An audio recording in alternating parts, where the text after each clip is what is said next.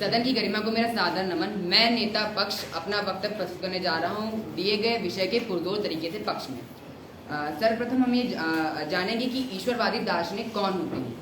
ईश्वरवादी दार्शनिक वो होते हैं जो ईश्वर में विश्वास रखते हैं, ईश्वर में मानते हैं, और ईश्वरवादी दार्शनिक और भक्त में कहीं ना कहीं अंतर होता है। वो ईश्वर में अंधा विश्वास नहीं करते हैं, वो अकर्मण्यता को बढ़ावा नहीं देते हैं, वो मनुष्य के अस्तित्व में कहीं ना कहीं विश्वास रखते हैं और मनुष्य के कर्मों में विश्वास रखते हैं, वो ईश्वर के न्याय में विश्वास रखते हैं। और वो ये जानते हैं कि समय समय पर जो मनुष्य है, मनुष्य का जीवन जो है वो बहुत लंबा होता है, कहीं कहीं पे मनुष्य कठिनाइयों का सामना करता है। तो वे जानते हैं कहीं कहीं पे मनुष्य को ईश्वर द्वारा संबल का जो आश्वासन लेना पड़ता है कहीं कहीं।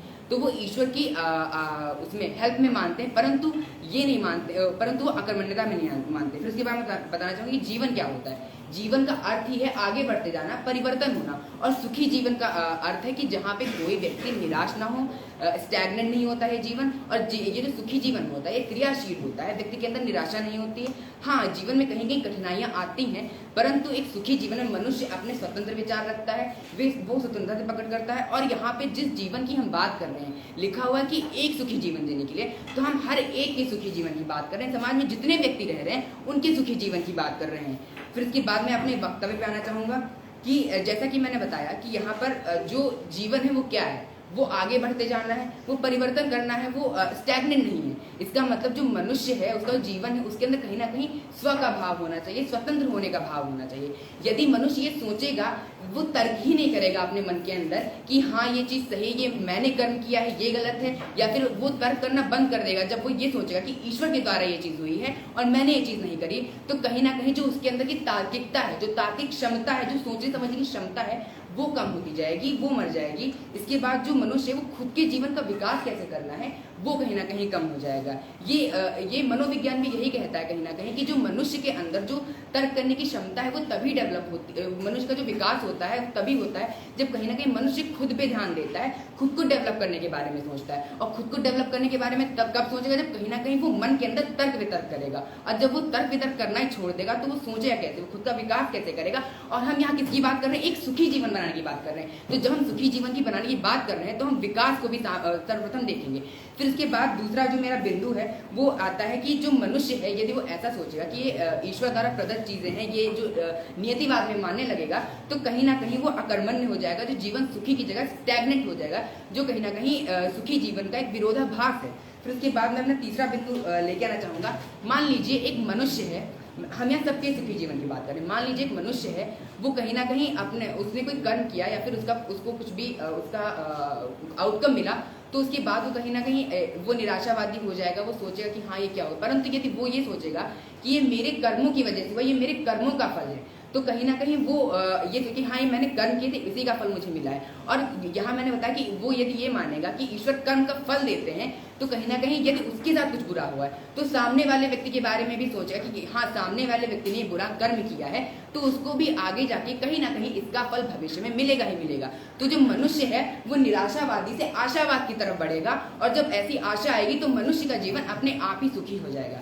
फिर उसके बाद मैं बताना चाहूंगा कि यहाँ पे हम वरीयता देने की बात कर रहे हैं कि जो दूसरा बिंदु है कर्म वाला बिंदु, उसको हम वरीयता देने की बात कर रहे हैं कि हम ज्यादातर समय में प्रायोरिटी किसको देंगे, किस चीज को देंगे, किस कॉन्सेप्ट को देंगे। उसके बाद मैं बताना चाहूँगी कहीं कहीं पे जो हमारा जीवन इतना लंबा होता है तो कहीं कहीं पे कठिनाइयाँ आती है, तो हमें ईश्वर का सहारा लेने की जरूरत पड़ती है। तो हम उस सहारे को मना नहीं कर रहे हैं, परंतु हम ये कह रहे हैं कि अपने कर्मों पे विश्वास करना चाहिए। उसके बाद मैं अपने अगले पॉइंट पे आना चाहूँगा कि जो मनुष्य है उसके अंदर जीवंतता का बोध कब आता है, तब आता है जब वो सोचता है कि मेरा लक्ष्य क्या है जीवन में, मैं जो कर्म कर रहा हूँ उसका इम्पैक्ट पड़ भी रहा है या नहीं पड़ रहा है। यदि जीवंतता का बोध ही नहीं आएगा मनुष्य के अंदर, तो हम एक सुखी जीवन जीने की बात कर भी कैसे सकते हैं।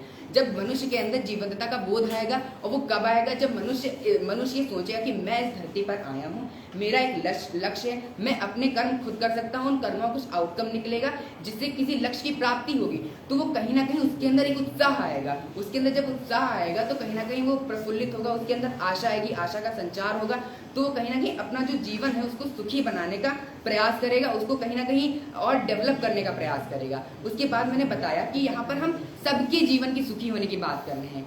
यदि मनुष्य उसने कोई बुरा कर्म किया और उसने ये सोचा कि ये तो नियतिवाद है, ये तो नियति थी, मैंने जो कर्म किया वो तो ईश्वर ने जो भी चीजें बनाई थी, जो भी लिख रखा था उसके द्वारा हुआ है, तो कहीं ना कहीं वो खुद की गलती तो नहीं लेगा, परंतु जो सामने वाले का जो जीवन है उसको कहीं ना कहीं दुखी बना देगा, सुखी नहीं बनाएगा। और हम किसकी बात कर रहे हैं? सबके जीवन को सुखी बनाने की बात कर रहे हैं। तो जब हम हर एक के जीवन को सुखी बनाने की बात कर रहे हैं समाज में, तो कहीं ना कहीं यदि हम ऐसा सोचते हैं तो जो बाकी लोग हैं उनके सुखी जीवन का हम कहीं ना कहीं हनन करते हैं। तो यदि हम सबके जीवन को सुखी बनाने का काम यदि हम बात कर रहे हैं, तो कहीं ना कहीं हमें ये सोचना पड़ेगा कि जो मैं कर्म कर रहा हूँ वो मेरा फल मुझे ही मिलेगा।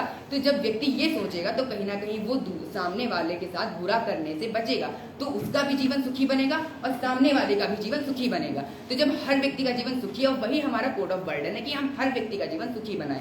तो इसी के साथ मैं अपना जो वक्तव्य है उसको अंतिम विराम देना चाहूंगा और कहना चाहूंगा, यदि व्यक्ति अपने कर्मों पर ध्यान दे और ये माने कि मेरे कर्म का फल मुझे मिलेगा, ना कि जो ईश्वर ने जो लिख रखा है वही चीजें हो रही हैं, यदि ऐसा मानेगा, कर्म पे मानेगा, तो कहीं ना कहीं उसका जीवन सुखी बनेगा, सबका जीवन सुखी बनेगा। धन्यवाद। सदन में 1 मिनट का सामान्य समय।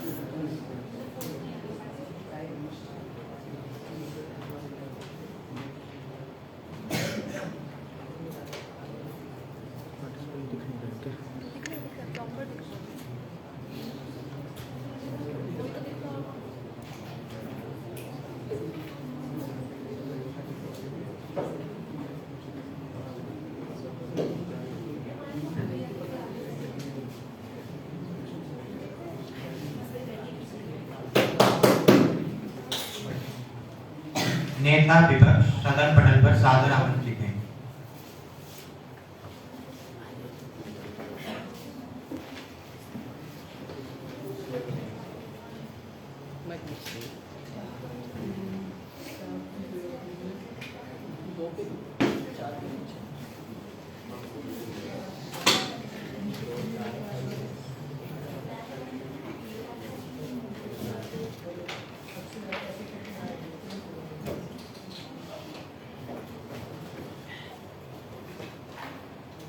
कृपया 3 2 1 की गिनती के साथ मेरा समय प्रारंभ करिएगा।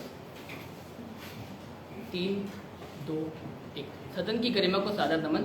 सदन पटल पर प्रस्तावित विषय ईश्वरवादी दार्शनिकों के सदन का यह मत है कि एक सुखी जीवन हेतु कथन ख को वरीयता मिलनी चाहिए। इसके पूर्व और विपक्ष में, यानी हम कहना चाहते हैं कथन क को कथन ख के ऊपर पूर्व हम वरीयता देंगे। कथन क से मैं क्या समझ पा रहा हूँ महोदय, मैं सबसे पहले आपको बताना चाहूंगा कि होई सुई जो राम चिरा का होगा वही जो राम ने रच रखा है, और इस पर तर्क वितर्क करके हम अपना केवल काम विस्तार बढ़ा रहे हैं, उससे कोई फायदा नहीं, वो निरर्थक है।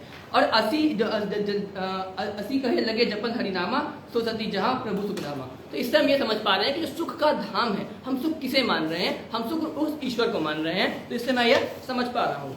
महोदय यहाँ पर पक्ष के नेता आते हैं और ईश्वरवादी दार्शनिकों का एक ऐसा घुमावदार डेफिनेशन देते हैं जो कि मैं पूर्ण रूपेण गलत मानता हूँ। वह कहते हैं कि अंधविश्वास ना करें और कर्मों और न्याय को ध्यान में रख करके जो बात होती है वो ईश्वरवादी दार्शनिक होते हैं। और ये भी कहते हैं कहीं पर ईश्वर से हेल्प मांगते हैं, परंतु जो ईश्वरवादी दार्शनिक है महोदय वो कौन होते हैं? वह दार्शनिक होते हैं जो कि दर्शन शास्त्र को पढ़ते हैं, जो ईश्वर में पूर्ण रूपेण मानते हैं और उनको उनसे हेल्प मानने के लिए नहीं परंतु उनको सुप्रीम मानते हैं। और ईश्वरवादी दार्शनिक इस बात का समर्थन करते हैं कि क्योंकि ईश्वर सुप्रीम है तो इस संसार में जो कुछ भी होगा वो उस सर्वोपरि, वो उस सुप्रीम ईश्वर की मर्जी से होगा, उसके उन्हें जो निर्धारित किया है उसी के कारण होगा। उसके बाद सुखी जीवन के बारे में बात करते हैं कि जिसमें निराश ना हो, स्वतंत्र विचार हो, जीवन एक परिवर्तन है और हर एक की सुखी जीवन की बात करते हैं। तो ठीक है, हाँ, जब हम बात करें एक सुखी जीवन की, तो हम बात करते हैं कि बहुत लार्ज नंबर पब्लिक है, सबके सुखी जीवन की बात करते हैं। परंतु ये केवल बता देते हैं कि सुखी वह होता है जिसके पास कोई निराशा ना हो, और ये नहीं बताते सुख क्या है। निराशा नहीं है तो ये तो सुख है, लेकिन सुख है क्या ये भी बताने में असमर्थ हो जाते हैं। सुखी जीवन वह होता है जहां पर जिस जीवन में महोदय कि व्यक्ति को सुख की अनुभूति हो, और सुख कहाँ व्याप्त है हमें यह समझना होगा कि उस सर्वोपरि ईश्वर के पास सुख व्याप्त है। क्योंकि जब हम देखते हैं कि संदर्भ में लिखा है गई सती जहां प्रभु सुख धामा, प्रभु सुख धामा मतलब वह सुख का धाम कौन है, वो प्रभु है, वह ईश्वर है, वह राम रूपी यानी राम अर्थात वह ईश्वर है, वह हमारे लिए सुख की अनुभूति कराते हैं, वह सुख है। वरीयता की बात, वरीयता का अर्थ क्या होता है कि ये होता है हम किसी बात को किसी दूसरी बात की तुलना में ज्यादा सत्य मानते हैं। हम ये नहीं कह रहे हैं कि कर्म जो हो रहा है वो मनुष्य अपने कर्म कर रहा है, हम उसको डिनाई नहीं कर रहे, परंतु हम ये मानते हैं वो कर्म का स्रोत क्या है, वह कर्म वह ईश्वर डिराइव कर रहा है, ईश्वर ने जो लिख दिया है वही कर्म, उस कर्म को करने के लिए मनुष्य कर रहा है, परंतु वो कर्म किसके कहने पर कर रहा है, किसकी मर्जी से कर रहा है, वो ईश्वर की कहने की मर्जी से कर रहा है। जो कर्म की हम ईश्वरवादी दार्शनिक हैं, इन्होंने पूरा जो वक्तव्य था वो एक मनुष्य के परिपेक्ष से बात की, परंतु ये भूल गए कि हम ईश्वरवादी दार्शनिक हैं, हम ईश्वर के सुप्रीम अथॉरिटी में विश्वास करते हैं। तो हम माने ईश्वर सुप्रीम है, तो ईश्वर ने जो रच रखा है, जो कर्म के बारे में बात करते हैं वही कर्म ईश्वर निर्धारित करेगा। अब प्रायोरिटी हम इसी प्रायोरिटी की बात की, हम प्रायोरिटी किसे देंगे, प्रायोरिटी हम कथन का को देंगे। सबसे पहले महोदय हम यह समझना होगा कि सुखी जीवन की बात कर रहे हैं। सुखी जीवन जैसे मैंने बताया कि क्या होता है कि ईश्वर के प्रति समर्पण होना, ईश्वर के पास जाना, ईश्वर के पास जाएंगे तो वही हम मानते हैं कि हमारे लिए एक सुखी जीवन के लिए सबसे बड़ी अनुभूति होगी, सुखी जीवन वैसे ही मिल पाएगा। हमें यह समझना हो कथन क को वरीयता ख पर क्यों दे रहे हैं, क्योंकि जो ईश्वर यानी राम, यहाँ पे राम का मतलब ईश्वर है, तो उन्हें ही कर्म, उन्होंने ही कर्म प्रधान बनाया। इस सृष्टि की रचना किसने की, उस ईश्वर ने की। इस मानव की रचना किसने की, उस ईश्वर ने की। वो मानव जो धारणाएं जो कर रहा है उसकी रचना किसने की, उस ईश्वर ने की। तो जो कर्म की रचना है कि मानव कौन सा कर्म करेगा, इसकी रचना कौन करेगा, इसका निर्धारण कौन करेगा, वह महोदय वह ईश्वर ही करेगा। यहाँ पर हम कर्म प्रधान को गलत नहीं कह रहे हैं कि कर्म प्रधान महोदय वो कर्म कर रहे हैं, हम उसके पूर्ण रूप में नकार नहीं रहे, परंतु हम कथन क को जो कि कह रहा है कि बात जो मनुष्य होता है वो जो सुखी जीवन के लिए ईश्वर निर्धारित करते हैं, जो लिखा हुआ है उसको हम कहते हैं वरीयता देने की बात कर रहे हैं, क्योंकि उस कर्म का निर्धारण ईश्वर ही करता है, वही होगा जो ईश्वर चाहेंगे महोदय। उसके बाद ये बात करते हैं तार्किकता की। तार्किकता आएगी, आशावादी, निराशावादी से हम आशावादी हो जाएंगे। परंतु मैं बताना चाहता हूँ कि अगर मनुष्य का यह स्वभाव है तार्किक करते जाता है, करते जा रहा है, और लेकिन होता क्या कि हम ईश्वरवादी दार्शनिक हम मानते हैं कि ईश्वर ने जो लिख रखा है वही हो रहा है। तो एक तरीके से ये एक अनफुलफिल, किसी फ्रूटलेस एक एक्सरसाइज है, जिससे क्या होगा मनुष्य धीरे धीरे हताश होते जाएगा, क्योंकि वो हमेशा सोचता रहेगा कि हमें क्या मिल जाए, परंतु जो ईश्वर ने निर्धारित कर रखा है होगा वही। मनुष्य अगर ईश्वर में नहीं मानेगा, वो चाहेगा हमारा कर्म प्रधान है, हम कर्म करेंगे उसी से फायदा होगा, तो ये गलत हो जाएगा। इससे क्या होगा, वो लगातार काम करते जाएगा और निष्फल होते जाएगा अपने संतोष में। इससे क्या हम देखते हैं हर आदमी निराशावादी होते जाएगा, क्योंकि हम देखते हैं अगर ईश्वर में आप नहीं मान रहे, ईश्वर की अथॉरिटी में नहीं मान रहे, उनकी बात नहीं, उनकी सुप्रीमेसी का नहीं मान रहे, तो हम देखते हैं वो काम करते जाएगा परंतु अपने फल तक नहीं पहुंच पाएगा, इसलिए वो निराशावादी होते जाएगा। उल्टे ही तरफ अगर वो मान ले कि हाँ ईश्वर ने जो लिख रखा है वही हो रहा है, तो वह यहाँ पे संतोष पूर्वक जीवन जी पाएगा। और हम देखते हैं कि निराशावादी होने से क्या समाज में जो होता है असामंजस्य का भाव आ जाता है कि हर व्यक्ति जो है वो निराशावादी हो जा रहा है। और जीवनता को ईश्वर से मानने से, जीवनता तो ईश्वर के मानने से भी आती है। इन्होंने बात की कि जीवनता, मनुष्य जीवनता के पास आ पाएगा। तो अगर हम मनुष्य को अगर हम ईश्वर का सर्वोपरि मान रहे हैं, ईश्वर में विश्वास कर रहे हैं, ये बात को एक्सेप्ट कर रहे हैं कि जो ईश्वर है वो सर्वोपरि है, उन्होंने ही सब चीज का निर्धारण किया, कर्म का निर्धारण किया, सब चीजों का निर्धारण किया, तब भी तो हमारे यहाँ जीवनता है ना। ये बेसलेस पॉइंट इनका हो जाता है कि जीवनता ईश्वर को खारिज करने से ही आएगी। हम अपने ऊपर कर्म को प्रधान मानेंगे तभी जीवनता आएगी। तो पूर्ण रूपेण इनकी ये जो बात होती है ये निरर्थक साबित होती है। और तार्किकता हमेशा अगर लगातार बढ़ती जाएगी, समाज का जो ढांचा है वो गिर जाएगा, क्योंकि निराशावादी अगर हर व्यक्ति हो जाएगा, किसी के अंदर आशावाद बचेगा ही नहीं, कोई ईश्वर को मानेगा ही नहीं, जिसने हमें संरचना की है उसके ऊपर हम अथॉरिटी मानेंगे ही नहीं। तो पूर्ण रूपेण हम देखते हैं कि किस प्रकार समाज असमंजस में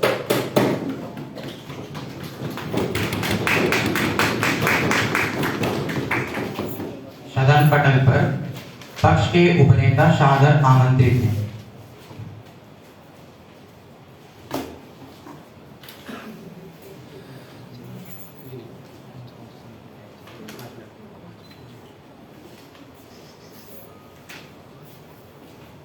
सदन की गरिमा को सादर नमन। मैं उपनेता पक्ष की भूमिका में सदन में प्रस्तावित विषय का पूर्ण रूपेण समर्थन करता हूं। सर्वप्रथम अध्यक्ष महोदय, यहाँ पर जानने की आवश्यकता है कि हमारा विपक्ष किस प्रकार से ईश्वरवादी दार्शनिक का अर्थ समझ नहीं पाया और वो ईश्वरवादी दार्शनिक और भक्त में अंतर स्पष्ट नहीं कर पाया। वो जो बात बोल के गए हैं वो भक्त के नजरिए से बोल के गए हैं। वो बोलते हैं कि भगवान ने ये दुनिया बनाई है, भगवान सब कुछ कार्य कर रहे हैं और भगवान के पास जाना ही सुख है। ये सुख की जो डिफिनेशन है हमारे जो पक्ष ने स्थापित की थी उस पक्ष की डिफिनेशन से बिल्कुल अलग है। मैं बताना चाहूंगा कि जो सुख है वो व्यक्ति को इसी जीवन प्राप्त करना है, इसलिए सुखी जीवन लिखा गया है। पर हमें यह जानने की आवश्यकता है जब हमें ईश्वर के पास जाना है तो हमें मरना पड़ेगा, मृत्यु प्राप्त करनी पड़ेगी। बिना मृत्यु ईश्वर पास जा नहीं पा रहा है। तो मैं बताना चाहूंगा कि ईश्वर के पास जाने के लिए आपको मृत्यु प्राप्त करनी, जीवन खत्म हो जाएगा। पर यहाँ विषय क्या है कि सुखी जीवन, जब जीवन नहीं होगा तो सुखी कैसे होगा? तो हमारा मेन बिंदु ये है कि हमारे पास जीवन होगा तब से सुखी बना सकते हैं। उसके बाद हमारे पास एक बिंदु आता है जो ये बात करते हैं कि ईश्वर को मानेगा ही नहीं। पर ये जो सदन है वो ईश्वर को मानने वालों का ही है। और ईश्वर को कब मान रहा है? वो ईश्वर तब मान रहा है जब जीवन में ऐसी कठिनाई आ रही है जिसका हम विश्लेषण नहीं कर सकते, जिसका हम परिभाषा नहीं दे सकते हैं, तब हम ईश्वर में संबल के रूप में इस्तेमाल कर सकते हैं। हम ईश्वर को वो कारण मान सकते हैं कि हाँ, ईश्वर ने ऐसा रच रखा था इसलिए हमारे साथ ऐसी दुर्घटना हो गई है।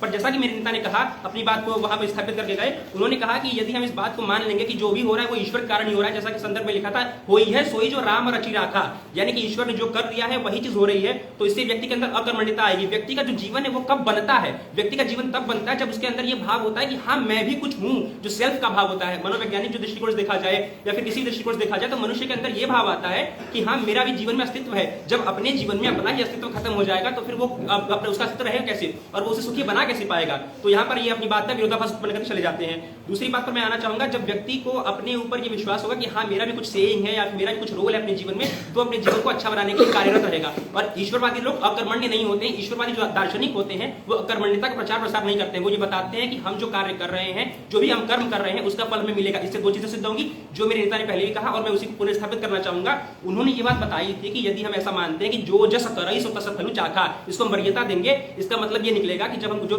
जैसा कार्य कर रहे हैं उसका फल हमें मिलेगा। इससे क्या होगा कि हम कोई खराब कार्य करने से बचेंगे, क्योंकि हर व्यक्ति चाहता है कि मैं सुखी रहूं। और उसके साथ ही जैसा मेरे नेता ने कहा भी था कि एक सुखी जीवन, यानी कि समाज में हर व्यक्ति का एक सुखी जीवन होना चाहिए। इससे वो इस कार्य से बचेगा। दूसरा व्यक्ति जो कार्य कर रहा था उसके खिलाफ, जो भी उसके विरुद्ध कोई कार्य किया, खराब कार्य किया, जिसका उसके ऊपर प्रभाव पड़ा है, उस प्रभाव से वो ये सोचेगा कि जैसा इसने कार्य किया है उसका फल तो उसको मिल ही जाएगा। इससे भी वो जो है अपने जीवन में संतोष प्राप्त करेगा और सुखी रहेगा और शांत रहेगा। वो बेवजह इन चीजों को परेशान नहीं होगा। और यदि व्यक्ति के अंदर ये भाव आ जाता है कि हाँ, जो भी हो रहा है वो तो ईश्वर ने कर रखा है, तो व्यक्ति का जो सेल्फ है वो खत्म हो जाएगा। वो व्यक्ति का स्व ही मर जाएगा। तो जब स्व मर जाएगा तो जीवन कैसे रहा? और व्यक्ति के लिए सबसे बड़ा दुख तो ये होता है महोदय कि जो व्यक्ति है वो जान जाए कि मेरे बस में मेरा जीवन है ही नहीं। वो जो भी मैं कर रहा हूं अपने जीवन में वो किसी और के दिशा निर्देश पर कर रहा हूं। मैं बस एक कठपुतली की माफिक हूं। तो उस कठपुतली वाले भाव के आते ही व्यक्ति जो दुखी हो जाएगा, सुखी नहीं होगा। और जो ये कथन क की बात की जा रही है वो है सोई जो राम रचि राखा, को करी तर्क बढ़ावे शाखा। मनुष्य का ये स्वभाव होता है, जैसा नेता ने कहा भी था, कि वो जो भी चीजें हो रही है उसका विश्लेषण करता है। वो सोचता है कि हाँ, ऐसा कार्य हुआ तो हुआ क्यों, इसमें मेरा सेइंग था या नहीं था।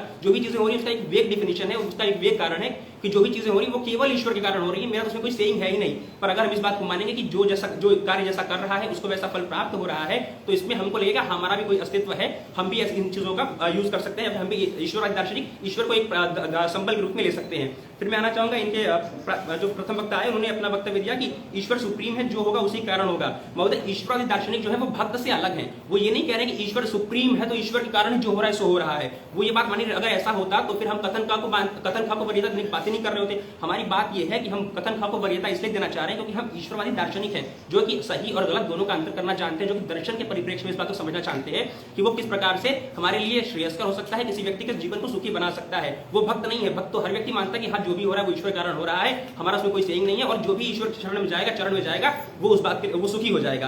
पर हमारे पास सुखी जीवन को इसी लोक में, इहलोक में हमको सुखी बनाना है। और इहलोक में बनाने का कारण क्या होता है कि हमारे भीतर सबसे पहले तो स्व का भाव आवे कि हाँ, हम जो कार्य कर रहे हैं वो अपने कारण कर रहे हैं, उसके जिम्मेदार हम खुद हैं। जब व्यक्ति खुद जिम्मेदारी महसूस करेगा तो वो इस बात को लेकर चलेगा कि हम हमारा कुछ सेइंग है, उसमें बस एक असिस्टेंस का रोल जो है भगवान का हो सकता है, क्योंकि सदन जो है वो ईश्वरवादी दार्शनिकों का है। वो ईश्वर में विश्वास करते हैं, ईश्वर का संबल लेकर चलते हैं। फिर मैं आता हूं कि हमारी जो केंद्र बिंदु की बात थी वो थी वरीयता वाली बात। हमने वरीयता इसको क्यों दी है? क्योंकि जो जीवन है वो सुखी बनाना है, और जो जीवन है वो इसी लोक में है, इसी लोक में उसको सुखी बनाना है, न कि परलोक में सुखी बनाना है। और यदि हम इस बात को मान लेते हैं कि जो जैसा करई सो तस फल चाखा, तो इससे ये सिद्ध होता है कि जो भी जैसा कार्य हम कर रहे हैं उसका प्रभाव जो भी समाज पर पड़ेगा, वो समाज पर जैसा प्रभाव पड़ रहा है उससे हमारा कोई रोल है, उसका कोई सेइंग है। और जो समाज दूसरा व्यक्ति हमारे साथ कार्य कर रहा है तो उसका भी उस पर कोई रोल होगा या सेइंग होगा। पर जब हम कोई भी कार्य कर लेंगे तो हम किसी गलत कृत्य को जस्टिफाई कर रहे हैं। जब गलत कृत्य को हम जस्टिफाई करें कि जो उसने कार्य किया किया है, मेरे खिलाफ किया है, समाज के खिलाफ किया है, तो सबका जीवन दुखी हुआ है। यानी कि ईश्वरवादी जो दार्शनिक है वो ये मानते हैं कि ईश्वर सुप्रीम है, अपनी ही बात को ये कॉन्ट्रडिक्ट कर रहे हैं। ईश्वर सुप्रीम है, ईश्वर अच्छा करना चाहता है, पर किसी व्यक्ति का साथ बुरा कार्य हुआ, दुखी कार्य हुआ, दुखी करने कार्य हुआ, तो उन्होंने ये कार्य किया कि ईश्वर सुप्रीम है और वो ये जानबूझ करवा रहा है, किसी ने बुरा कार्य कर दिया है। अर्थात ये कहना चाह रहे हैं कि ईश्वर सुप्रीम भी है और ईश्वर गलत कार्य भी करा रहा है। इससे कुछ संबल मिल रहा है कि जो भी कार्य मैं कर रहा हूं वो ईश्वर करा रहा है और ईश्वर गलत कार्य करा रहा है। तो ईश्वर, यदि व्यक्ति ये बात अपने आप ऊपर आभास लेगा या फिर अपने ऊपर इसका भार लेगा कि मैं जो कार्य कर रहा हूं वो अपने कारण से कर रहा हूं, और कहीं कहीं जीवन में ऐसी परिस्थितियां आती हैं जहां पर हम अपनी बातों को जस्टिफाई नहीं कर पाते कि हम क्यों ऐसा कार्य कर रहे हैं या फिर हमारे साथ ऐसा क्यों हो रहा है, तो वहां पर ईश्वर संबल ले पाते हैं। पर ज्यादातर तरीके में या फिर कहीं कहीं हमें यह आवश्यक हो जाता है कि हम ज्यादातर जो परिप्रेक्ष्य है वहां पर इस बात को माने कि जो जैसा करे इस फल चाखा, जैसा जो कार्य करता है, यानी कर्म। और ये बनाया किसने? वो ईश्वर नहीं बनाया है कि कर्म प्रधान विश्व करी रखा है। यहाँ अपने आप सिद्ध हो जाता है कि जो कर्म प्रधान है वो ईश्वर ने इस विश्व बनाया है। और इससे कहीं ईश्वरवादी दार्शनिक की बात सिद्ध होती है कि हम ईश्वर में मान तो रहे हैं, ईश्वर में ये बात मान तो रहे हैं और ये भी बात मान रहे हैं कि ईश्वर द्वारा बनाए गए विश्व के अनुसार ही हम उस कार्य को लेकर चलना है। अतः इस बात में ये पुष्ट होता है जो हम कथन ख को कथन क के ऊपर वरीयता देते हैं ताकि मनुष्य का जीवन हर जीवन सुखी हो सके। धन्यवाद।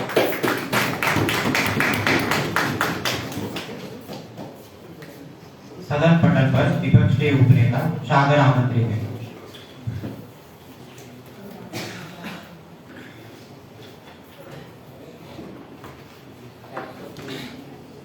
मंत्री होते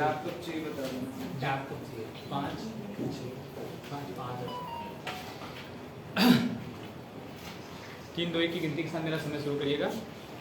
3, 2, 1। सदन गरिमा सादर नमन। सदन पटल पर रखे विषय के पुरजोर विपक्ष में सबसे पहले उपनेता आते हैं और यह कहकर जाते हैं कि भक्त और दार्शनिक में अंतर होता है ईश्वरवादी। सबसे पहले मैं आपको यही समझाना चाहूंगा, कितनी भक्त जो होता है वो किसी भी भक्त जो है वो किसी चीज को मान लेता है। आज हम यहाँ विवाद कर रहे हैं, हम दार्शनिक विवाद कर रहे हैं, तो उसका मतलब यह है कि हम भक्त नहीं है, किसी प्रकार से हम भक्त नहीं है। लेकिन भक्त होते तो आप विवाद नहीं करते, हम कमरा छोड़कर चले जाते। ये आपको समझना होगा कि हम भक्त नहीं, पूरी तरीके से दार्शनिक है। हम सोच विचार विमर्श कर यहाँ आए और इस बात की बात कर रहे हैं। सबसे दूसरी चीज महोदय, हम बात कर रहे हैं सुखी जीवन की। जैसा कि हमारे नेता पक्ष आते हैं, नेता पक्ष ने यह बात कहकर गई है कि सुखी जीवन क्या है? सुखी जीवन वह है जहां मानसिक जो शारीरिक मतलब जो सुखी रहने की अनुभूति होना और मानसिक शारीरिक कोई भी ऐसी दबाव चिंतन की प्रक्रिया ना होना। तो यह कब होगी ये हमें समझने की जरूरत है। अगर हम इसी सामंजस्य में बैठे रहेंगे कि कर्म की प्रधानता या ईश्वर ने ही रचा है और ईश्वर ने ऐसा रचा है कि कर्म की प्रधानता के लिए, लेकिन हम वरीयता किसको दे रहे हैं? हम वरीयता दे रहे हैं पहले स्टेटमेंट को, कथन क को। क्या कि ईश्वर ने ही पूरी दृष्टि को रचा है, पूरी सृष्टि को रचा है और रचयिता वही है। ये हमें समझने की आवश्यकता होगा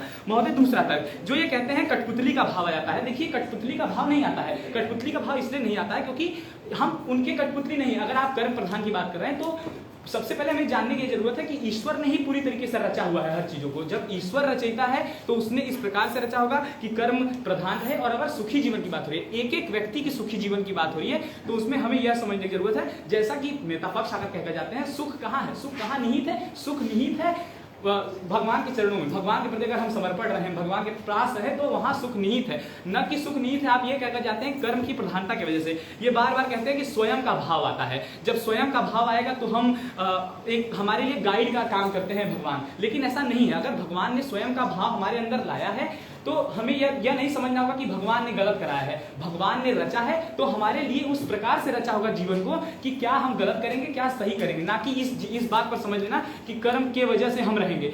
ये बात वरीयता इसलिए यहाँ ज्यादा कथन की हो जाती है। दूसरी चीज, ये जीवंतता की बात करते हैं, तो जीवंतता तो इस वजह से भी होती है कि भगवान का वास है। अगर हम भगवान की संसार को रचने की बात करें तो इससे यह सिद्ध हो रहा है कि पूरी तरीके से भगवान ने सृष्टि को रचा है और हमारी जीवंतता है। यहाँ हम किसी प्रकार के गाइड नहीं हुए। और ये कहकर जाते हैं ईश्वरवादी हैं हम, तो हमें यह समझना होगा कि अगर हम ईश्वरवादी हैं तो पूरी तरीके से हमें ईश्वर को सुप्रीम अथॉरिटी मानते हैं। जैसा हमारे नेता विपक्ष ने कहा, जब ईश्वर को हम सुप्रीम अथॉरिटी मानते हैं तो हम ये समझते हैं कि पूरी तरीके से उन्होंने ही रचा है, सृष्टि को उन्होंने रचा है।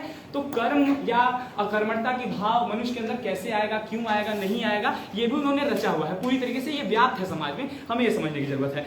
और तो ये आते हैं, कहते हैं कि कर्म कर लेने से कर्म करने की भावना, जो वेग की बात आप करके जाते हैं, वो आपको यह समझना होगा कि जैसे जब भी कोई भगवान, आप कहते हैं कि भगवान गलत हो जाता है, तो देखिए भगवान जो है वो गलत के साथ खड़े रहते हैं। हमें ये समझने की जरूरत है कि अगर कोई कर्म आप भगवान के ऊपर नहीं थूक सकते। भगवान ने रचा है संसार को और भगवान ही ऐसा सिस्टम बनाया है जहाँ पे अगर गलत है तो वो गलत के साथ खड़े रहेंगे।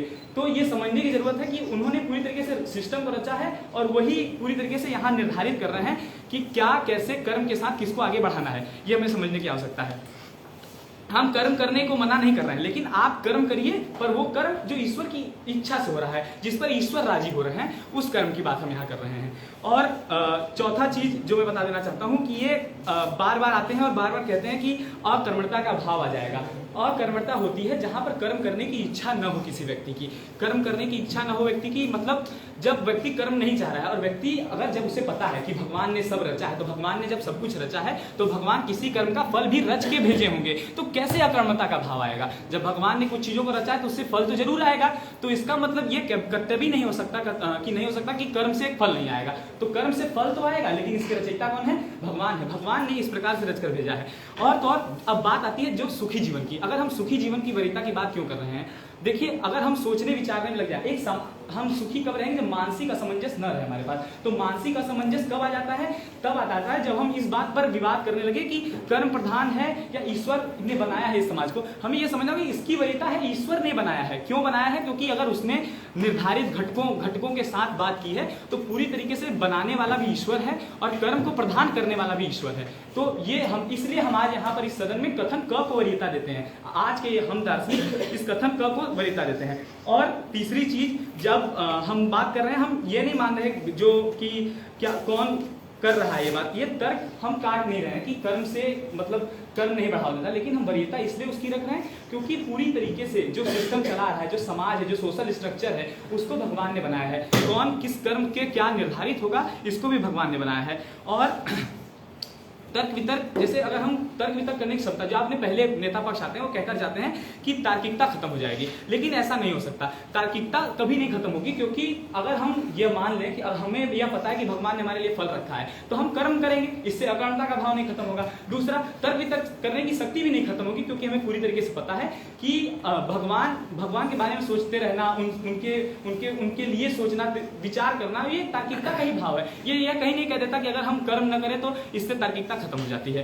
पांचवी चीज, जैसा कि संदर्भ में व्याप्त है कि जैसा मैंने पहले भी कहा, जैसा नेता पक्ष भी कहकर गए कि सती जैसा लिखा गया है, गई सती जहाँ प्रभु सुखधामा, मतलब सुख का धाम एक ही है, वो है ईश्वर, वो है राम। तो इस बात को हमें पूरी तरीके से समझना होगा। और हम ये समझते हैं कि कथन क को वरीयता मिलनी चाहिए। कथन क यहाँ पर भार ज्यादा है कथन ख के मुकाबले। धन्यवाद।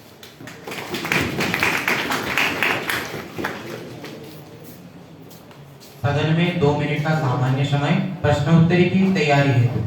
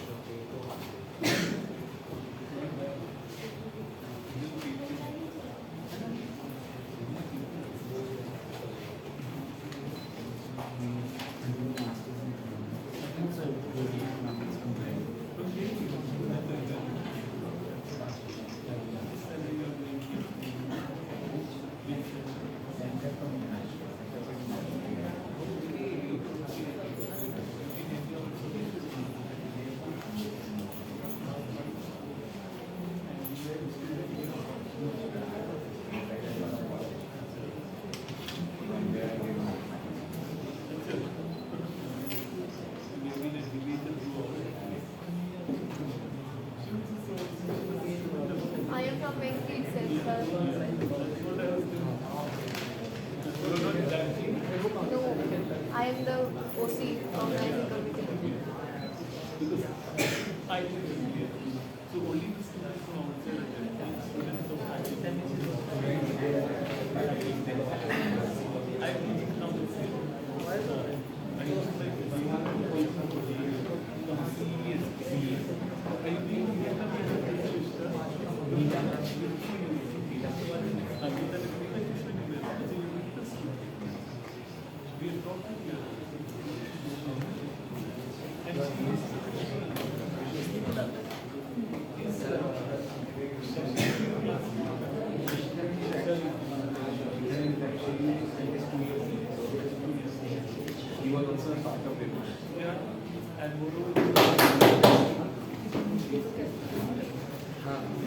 समय समाप्त।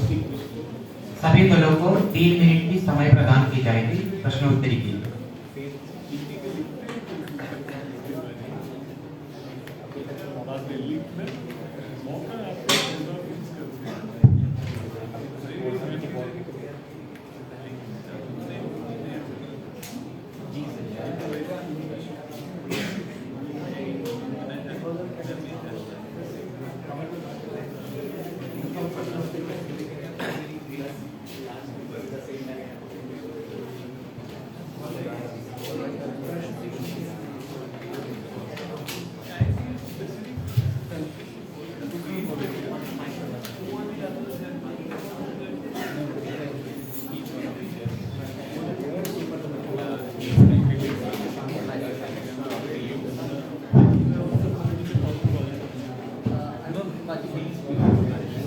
सदन की गरिमा को बने हैं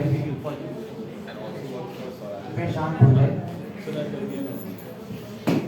मेरा अनुरोध है सभी से कि जो प्रतिभागी है वो जब समय में 10 मिनट शेष हो, 10 सेकंड शेष हो, तब अपना अंतिम सवाल पूछिए।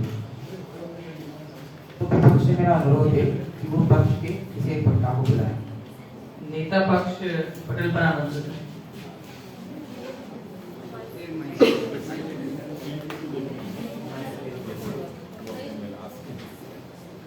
फिर 3 2 1 के साथ मेरी सदस्य माना चालू करेगा।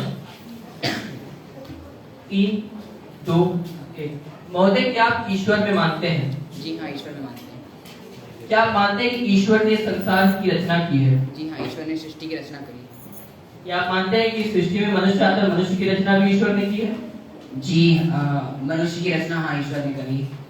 तो ईश्वर एक संसार पे अथॉरिटी है, हाँ या ना? जी अथॉरिटी नहीं है, जैसा कि आपने बताया कि ईश्वर सुप्रीम है, तो हम कहीं ना कहीं उसको सुप्रीम और अथॉरिटी नहीं मान रहे हैं, परंतु उसने रचना की है और कहीं ना कहीं हाँ उसका हम संबल ले सकते हैं, हम ये मानते हैं।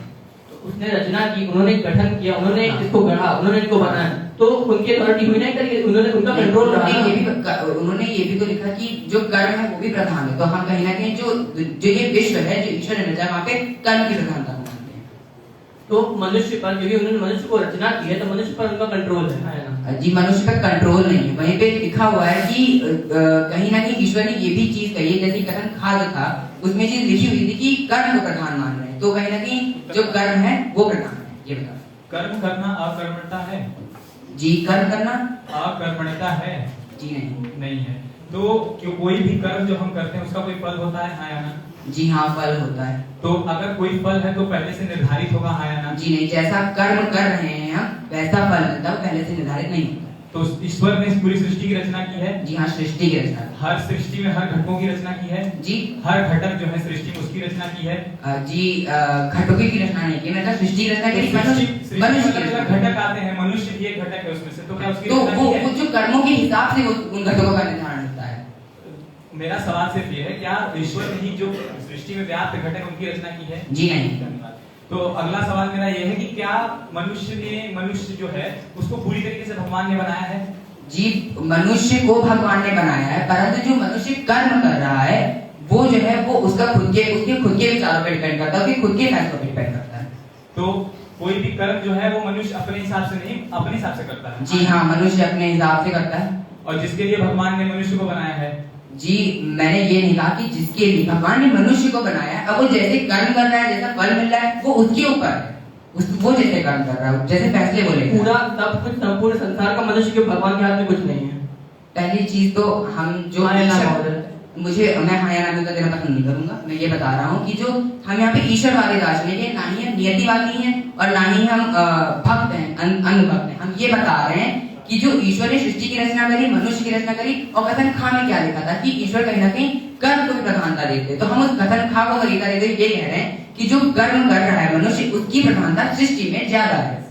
जो वो कर्म कर, क्या ईश्वर डिसाइड करता है कि वो जो कर्म कर रहा है वो ईश्वर डिसाइड करता है क्या कर्म होने, क्योंकि कुछ कंट्रोल तो अथॉरिटी उसकी है, उसने रचना की है, तो कुछ कंट्रोल है कि कर्म क्या कर रहा है। ईश्वर हाँ पूरा करेंगे, हाँ समझ में आ गया। ईश्वर ये नहीं डिसाइड करेगा कि कर्म क्या कर रहा है, वो ईश्वर बस ये बात में देखता है कि हाँ उस व्यक्ति ने पाप किया है या पुण्य किया है। वो उस व्यक्ति की तार्किकता पर, उस व्यक्ति की सोचने समझने की शक्ति पर डिपेंड करता है कि वो क्या कर्म कर रहा है, क्या फल मिलने वाला है।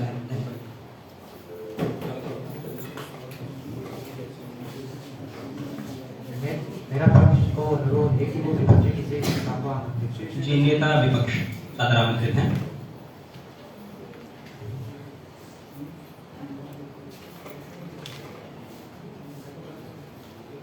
ये तो समय प्रारंभ कर दीजिए। मेरा पहला प्रश्न आपसे ये है कि क्या आप मानते हैं कि जो भी सृष्टि में हो रहा है वो ईश्वर की मानसिकता के अनुसार हो रहा है या ईश्वर जो करवा रहा है वही हो रहा है?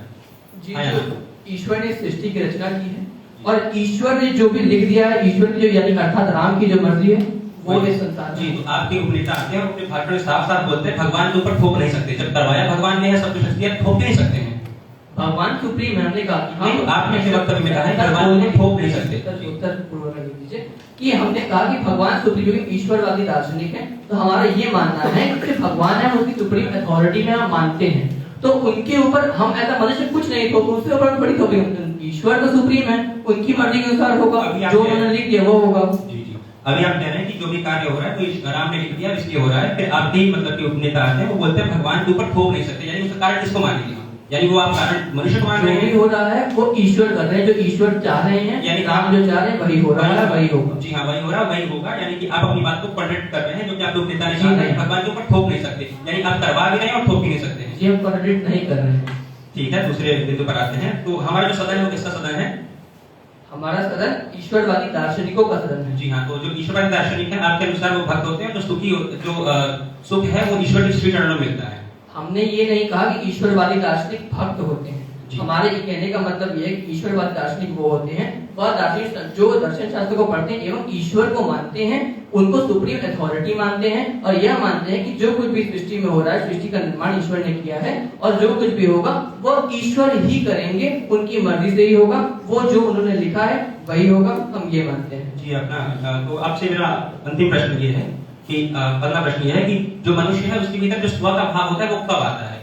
ईश्वर की मर्जी से। ईश्वर की मर्जी स्व का भाव आता है उसके अंदर। मतलब मनुष्य को ये लगेगा कि जो भी मैं कार्य कर रहा हूँ वो ईश्वर करवा रहा है, इसको भीतर स्व का भाव आएगा। जो कुछ भी हो रहा है वो ईश्वर चाह रहे हैं तभी हो रहा है। ईश्वर ने जो लिख रखा है, हर सृष्टि में एक पत्ता भी हिलता है तो ईश्वर की मर्जी से हिलता है। यानी कि आप जो भी कार्य करना चाह रहे हैं, यानी कि आप पूर्ण रूप में ये बात मान रहे हैं कि जो भी हो रहा है वो ईश्वर की वजह से ही हो रहा है। आप इस कथन को वरीयता नहीं दे रहे हैं। जो दूसरी हम बात कर रहे हैं कि हम वरीयता, आप वरीयता को कंफ्यूज मत करिए। जी। वरीयता का अर्थ होता है कि हम उस चीज को ज्यादा सत्य मानते हैं, दूसरे कथन को नकारते हैं। ये नहीं बोले झूठ। अभी तो आपने ये कहा कि पत्ता हिल रहा है तो ईश्वर की वजह से हिल रहा है, या दूसरी बात ये मानते हैं? बिल्कुल, जो कुछ भी होता है वो ईश्वर की प्रधानता है, ईश्वर सुप्रीम है, ईश्वर जो चाहता है वही होता है। जो कर्म हो रहा है, कर्म मनुष्य, हम ये नहीं नकार रहे कि मनुष्य कर्म नहीं करता उस कर्म के साथ फल नहीं मिलता है, परंतु वो कर्म कराता कौन है? वो कर्म भी ईश्वर ही कराते हैं। उस कर्म का फल कौन निर्धारित करता है? उस कर्म का फल भी ईश्वर ही निर्धारित करते हैं, क्योंकि साफ लिखा गया है कि जो भी होई सोई प्रश्न आपसे ये है कि यानी कि जो भी कार्य हो रहा है वो ईश्वर कर रहा है, ईश्वर करवा रहे हैं, यानी कि मनुष्य का इसमें कोई रोल नहीं है, सब कुछ ईश्वर करा रहा है। तो मनुष्य को जब ये बात का आभास होगा कि मेरे जीवन में मेरा ही रोल नहीं है तो उसका जीवन सुखी कैसे हो जाएगा? क्योंकि ईश्वर ने सृष्टि की रचना की है। इसमें साफ हम बात है कि जहाँ प्रभु सुख धामा, सुख कौन है? सुख का धाम ईश्वर खुद है। तो जो स्वयं में सुख है, जो स्वयं ने सृष्टि की रचना की है, तो इस बात को डेफिनेटली इंश्योर करेंगे सब लोग उस सुख के लिए काम करेंगे और होगा वही जो ईश्वर ने लिख रखा है, अर्थात राम ने लिख रखा है तथा जो उनकी मर्जी है। बहुत बहुत धन्यवाद। मेरा विपक्ष से अनुरोध है कि वो पक्ष की शेष घोषणा को बुलाएं। पक्ष के शीर्ष मंत्रा पटल पर आमंत्रित है। जी, उपस्थित। 3, 2, 1 की गिनती के साथ समय शुरू करिएगा। 3, 2, 1। मनुष्य का निर्माण ईश्वर ने किया है, आया ना? ईश्वर दार्शनिक को मानते हैं। जी, ईश्वर ने किया है। हाँ, किया है जी। तो मनुष्य का जीवन भी उन्होंने ही बनाया है। हाँ, बनाया है। जी। जीवन बनाया यानी कि मनुष्य को बनाया है। मनुष्य जो कर रहा है, जो करेगा वो निर्धारण नहीं कर रहे हैं, वो बना के छोड़ दिया। जैसे कि एक थोड़ा सा उदाहरण लेते हैं। हमारे माता पिता ने हमको जो है पैदा किया, नहीं उदाहरण सुनिए, उत्तर सुनिए, धन्यवाद। विश्व बोलने से क्या होगा? हमारा उत्तर सीधा सा ये है कि हमारे माता पिता ने हमको जो है पैदा किया, उसके बाद हम लोग को पढ़ने के यहाँ छोड़ दिया। वो हर समय इसका निर्धारण नहीं करेंगे हम क्या कार्य करेंगे, क्या कार्य नहीं करेंगे। कार्य आप अपने विवेक से कर रहे हैं, हम अपने विवेक से कर रहे हैं। जी। तो आप मुझे यह बता दीजिए कि जब कोई भी मनुष्य, जो कोई भी ईश्वर जो है वो अपने जो जिसका निर्माण कर रहा है उसके सुख के लिए सोचेगा, हाँ या ना? जरूरी नहीं है। ईश्वर ने निर्माण किया मनुष्य का, मनुष्य को सुख के लिए नहीं सोचना। नहीं, सुख का कारण यही जो कार्य कर रहा है उस कार्य के आधार पर सुखी होगा या नहीं होगा, ये विषय है हमारा। तो आप कह रहे हैं कि ईश्वर सुख के बारे में नहीं सोच रहे हैं, ऐसे छोड़ दो, ईश्वर निराशावादी है। ईश्वर यहाँ हमारा यह हम ही मानते हैं ईश्वर दार्शनिक के रूप में कि हम ईश्वर में विश्वास करते हैं। ईश्वर निराशावादी है या आशावादी है या नहीं है, हमारा ये बिंदु नहीं है। हमारा बिंदु ये है कि हम ईश्वर को एक संबल के रूप में प्रयोग करते हैं जब हम निराश होते हैं तब। पर मुख्यतः ये नहीं मानते कि जो हो रहा है वो ईश्वर के कारण ही हो रहा है, सब कुछ ईश्वर पे थोप दो। अगर ईश्वर ने सब कुछ बनाया है तो ईश्वर नियतिवादी है, हाँ या ना? ईश्वर नियतिवादी है? ईश्वर के जो महोदय नियतिवादी क्या होता है? नियतिवादी कोई व्यक्ति होता है जब वो ये बात मानता है कि हाँ ऐसा ईश्वर ही कर रहा है और हम नियतिवादी नहीं है, हम ईश्वरवादी दार्शनिक हैं। ईश्वर जी, सवाल मेरा यही है कि आप मुझे बता दीजिए कि सुखी जीवन की परिभाषा क्या है? सुखी जीवन जो कि पहला जीवन इसमें स्व का भाव हो कि हाँ मैं जो कार्य कर रहा हूँ वो हमारे जीवन में हमारा कुछ रोल है, जो हो रहा है भगवान की मर्जी से नहीं हो रहा है, हमारा जीवन तो हमारा भी कुछ वश है इसमें। हम ये बात मान के चलेंगे कि जो भी हो रहा है वो ईश्वर करवा रहा है, हमारा कोई रोल ही नहीं है, तो हमारा सुखी जीवन होगा ही नहीं, वो तो खुद ही जीवन हो जाएगा। तो हमारे जीवन में ईश्वर का कोई रोल नहीं है जी, ईश्वर का कोई रोल नहीं है हमारे जीवन में महोदय, पर हमारा विषय है जी हाँ, क्या हम जो कर्म करते हो इसमें ईश्वर का कोई भी रोल होता है या नहीं? ऐसा नहीं कि वो कोई भी रोल नहीं होता है, पर जो रोल होता है वो कम होता है क्योंकि हमने वरीयता कर्म को दे रहे हैं। आपके रोल होता है ईश्वर का, आप मान रहे हैं क्योंकि हम ईश्वर दार्शनिक हमको मानना है। तो यानी जो इसमें रोल होता है ईश्वर जो चाह रहे हैं उसमें वो होता है, ईश्वर रोल होता है, जी, मतलब जी। उनकी चाह जो चाहते नहीं हैं नहीं होता है। नहीं, मेरा ये कहना है साफ साफ कि जो जैसा कर्म कर रहा है उसको वैसा फल मिल रहा है, ऐसा ईश्वर ने बनाया है, ठीक है? तो ईश्वर ने बनाया है ऐसा, महोदय ईश्वर ने बनाया है। तो हमारा विषय है कि सुखी जीवन को सवाल सुन लीजिए, अगर आप कह रहे हैं ईश्वर ने बनाया तो इसका मतलब यह वरीयता ईश्वर को देनी चाहिए, हाँ या ना? नहीं, ईश्वर वरीयता नहीं देनी चाहिए। वरीयता ईश्वर देनी है लेकिन इस बात ही नहीं है, वरीयता इस पर है कि हम ईश्वर ने सब कुछ कार्य कर रहा है, इस पर वरीयता देनी है, अपने जो कर्म हम कर रहे हैं उसको वरीयता देनी है। हमारी वरीयता इस पर है कि हम जो कार्य कर रहे हैं उसका फल हमको मिलेगा, समाज में उसका प्रभाव दिखाई देगा। जी, अंतिम सवाल आप मुझे यह बता दीजिए कि जब भी समाज में परिवर्तन होता है वो भी ईश्वर चाहता है? नहीं, ईश्वर नहीं चाहता। जब नहीं, ईश्वर ने मनुष्य कार्य सृष्टि को रचा है तो परिवर्तन को नहीं चाहता। सृष्टि रच के भी वो छोड़ दिया कि वो जो कार्य हम कर रहे हैं उसका समाज बन रहा है। ईश्वर आज है ही नहीं, इसका मतलब ईश्वर है, बिल्कुल ईश्वर है, पर ईश्वर किस लिए? क्योंकि जो कोई अंतिम सवाल महोदय कि ईश्वर का कोई कंट्रोल नहीं, ईश्वर बना के छोड़ दिया तो ईश्वर की पूजा हम आज क्यों? ईश्वर का महोदय सुप्रीम कंट्रोल नहीं, जो हो रहा है सब ईश्वर ही कर रहा है, सीधी बात। धन्यवाद।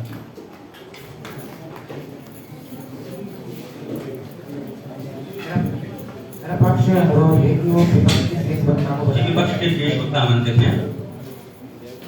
तो आपसे मेरा पहला प्रश्न ये है कि आप ईश्वर को सुप्रीम अथॉरिटी मानते हैं, जो भी हो रहा है होगा एक बार जी हाँ, तो मेरा आपसे पहला प्रश्न ये है कि आप ये मानते हैं कि ईश्वर सुप्रीम अथॉरिटी है?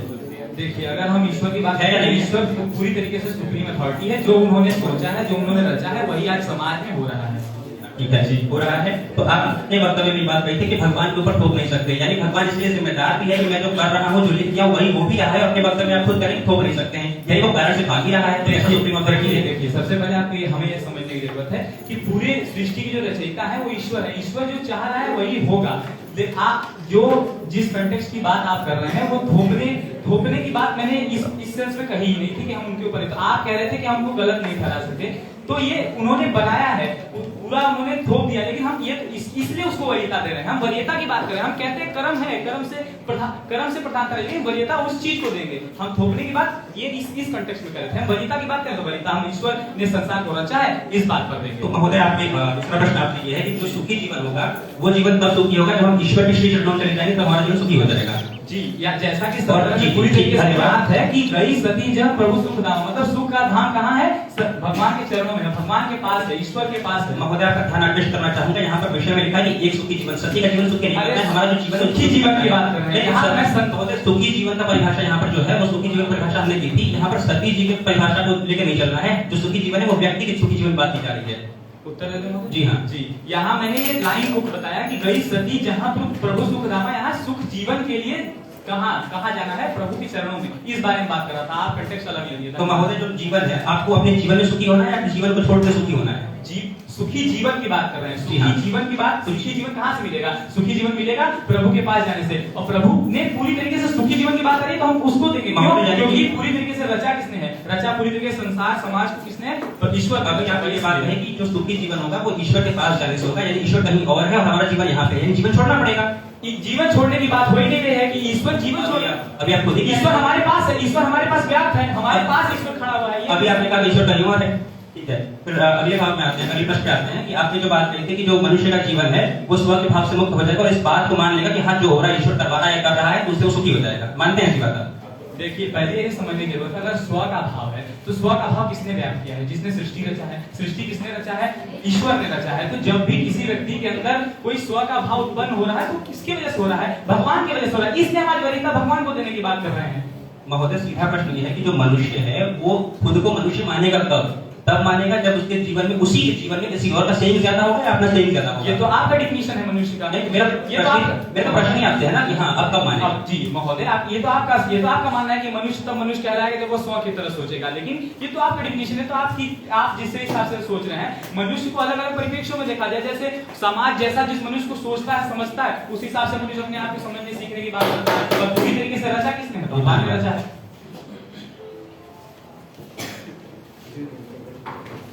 यदि निर्णायकों को प्रश्न पूछना हमें नहीं चाहिए, वो डेवलपमेंट के लिए कराना चाह रहा हूं। क्वेश्चन पूछो। अगर आप लोग अलाउ कर रहे हो तो पूछ लेंगे। सिर्फ एडजस्ट किया, एज पूछना चाहें तो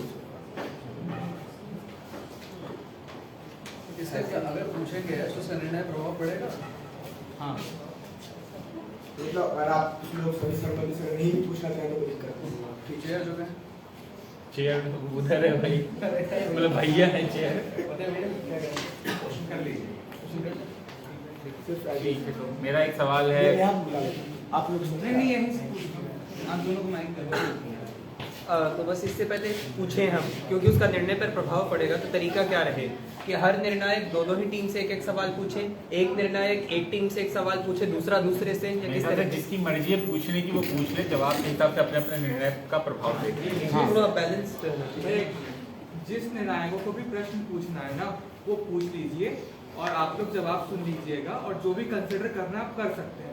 ऐसा कोई कंपलसरी नहीं है कि सभी निर्णायकों को पूछना। आपकी इंडिपेंडेंस, अगर आप चाहें तो उसे इंक्लूड कर ले, वरना ना।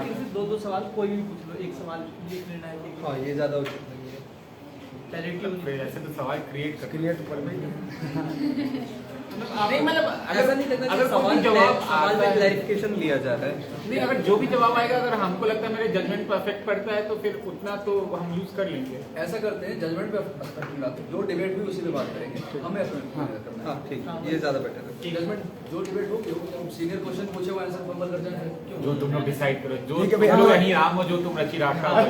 तो भैया एक काम करते हैं, मतलब अगर ये लोग फाइनल तक पहुंचे तो मार्क्स कंसीडर नहीं करिए, पर अग्नि परीक्षा के तौर पे आप लोग भी कुछ सवाल पूछे, इनके लिए भी थोड़ा, और रिप्लाई स्पीच भी आप लोग मेरा पक्ष तो नहीं, बस फॉर्मेट के लिए अगर फाइनल से तो करवा सकते हैं। तो पहले आप सवाल पूछ लीजिए। मेरा पक्ष में सवाल है कि आप अपने डिबेट के दौरान पाप पुण्य का एक्सेप्टेंस देते हैं कि पाप होता है, पुण्य होता है।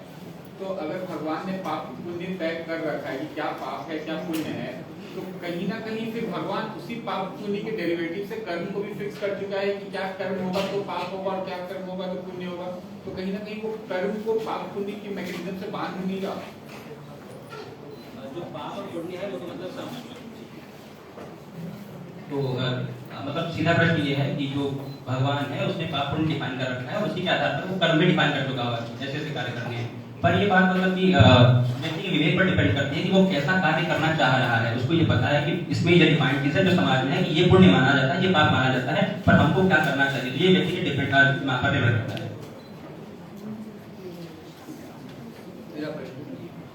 मेरा प्रश्न पहले आप लोगों से है कि आपने कहा कि ईश्वर सुप्रीम है लेकिन एब्सोल्यूट कंट्रोल नहीं रखता।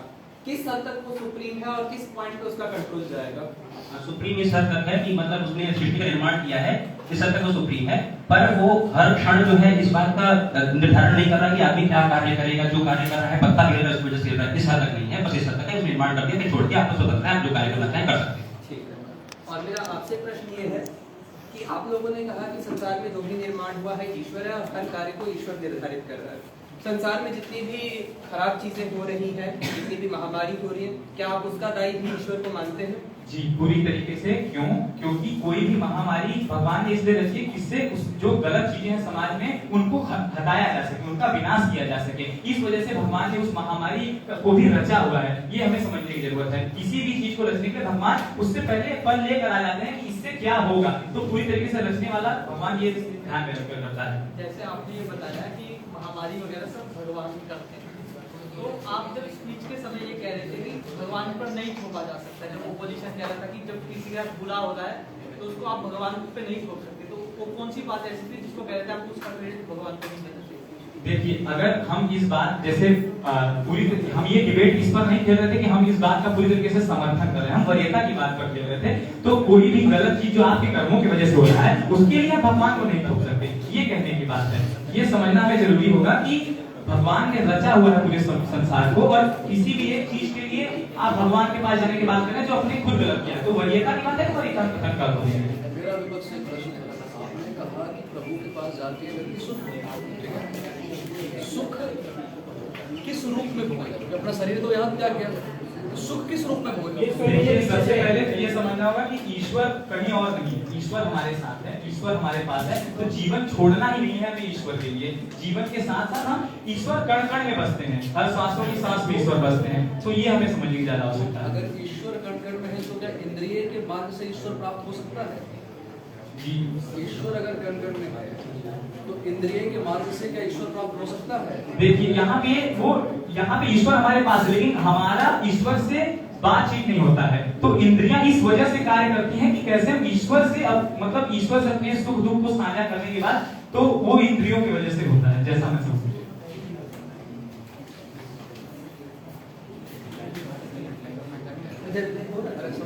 लाइव होगा ना? हाँ। किसका क्या आंसर नहीं पता। मेरी आखिरी चिट है, समय दे दिया। दे दीजिए। मैं रिप्लाई के बाद ठीक है, ऑफिशियली रिप्लाई के बाद ही जजमेंट आना चाहिए। अगर हमको चेंज करना होगा तो अभी तो फिर तो रिप्लाई का लॉजिक नहीं है ना।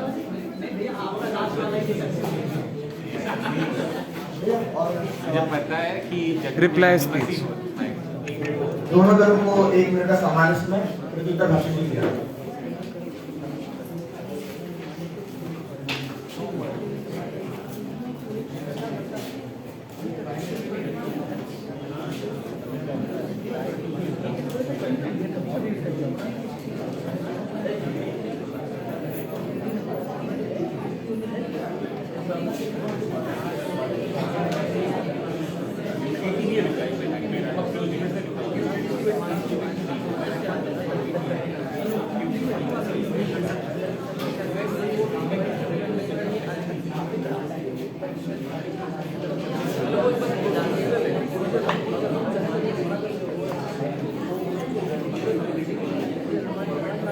सदन में सभी से अनुरोध है कृपया शांत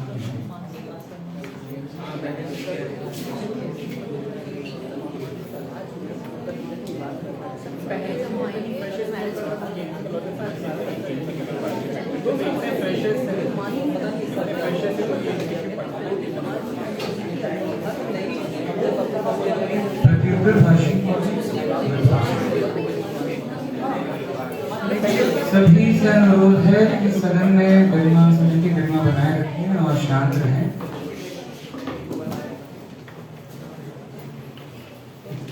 आप शुरू करिएगा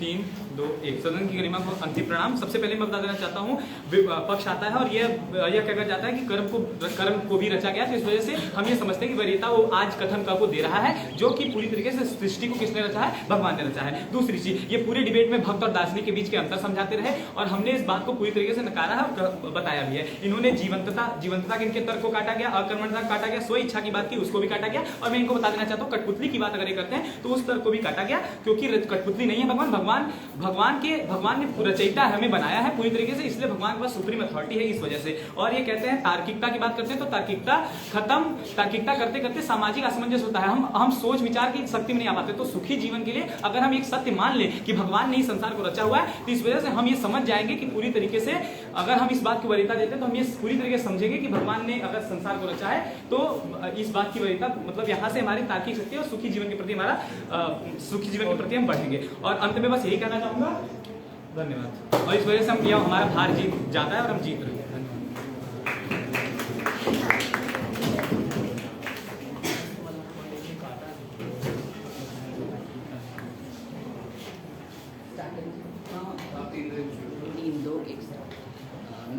सदन की गरिमा को अंतिम करना, मैं ये बताना चाहूंगा कि जो हमारा पक्ष दल है वो जीत रहा है, तो क्यों जीत रहा है? तो मैं ये बताना चाहूँगी कि जो हमारी सुखी जीवन की डेफिनेशन थी, जो कि हमें देखिए स्वतंत्र होता है मनुष्य के अंदर निराशा नहीं होती, वो कहीं ना कहीं उसकी जो काउंटर चीज़ें थी वो सामने से इतने पुरजोर तरीके से नहीं है, और ये जो हमारी डेफिनेशन थी ये हमारी स्टैंड कर गई। उसके बाद मैं बताना चाहूँगा कि यहाँ पर इन्होंने कुछ अजम्पशंस भी खेला, जैसे कि जो इन्होंने बात की कि सती सुखी जीवन के लिए श्री चरणों में गई भगवान की, तो वो बात कहीं ना कहीं जो थी वो किसी भी तरीके से डिबेट में यूजेबल नहीं थी, और कहीं ना कहीं उससे भी कोई भी पॉइंट प्रूफ नहीं हो रहा था। उसके बाद इन्होंने एक विरोधाभास किया, बहुत ही बड़ा विरोधाभास किया, कि इनकी एक नेता बोल के जाते हैं कि जो ईश्वर है उसको कुछ भी थोपा नहीं जाना चाहिए और वरीयता की बात करने की बात करते हैं। फिर उसके बाद जो दूसरा नेता बताता है कि ईश्वर की मर्जी के बिना एक पत्ता भी नहीं हिलता, तो यहाँ पर कहीं ना कहीं बहुत बड़ा विरोधाभास उत्पन्न होता है। फिर उसके बाद यहाँ पर जो ईश्वरवादी दार्शनिक होते हैं, तो जो दार्शनिक वाली जो कॉन्सेप्ट है उसको इन्होंने पूरी तरीके से नकार दिया, और उसके बाद ये ईश्वरवादी दार्शनिक को कहीं ना कहीं नियतिवादी और भक्त मानने लगे। फिर उसके बाद यहाँ पे जो सुखी जीवन की बात थी वो भी